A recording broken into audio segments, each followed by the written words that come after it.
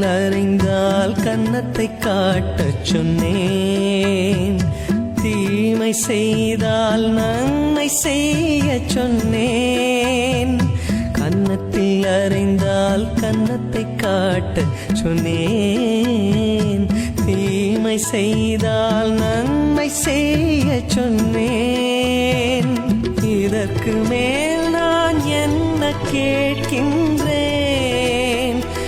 இதற்கு மேல் நான் என்ன கேட்கின்றேன்? வெறும் வார்த்தையல்ல வாழ்ந்தும் காட்டிவிட்டேன். வெறும் வார்த்தையல்ல வாழ்ந்தும் காட்டிவிட்டேன். இதை என் நினைவாய் செய்ய மாட்டாயா? என் உடலை உண்டு உயர மாட்டாயா?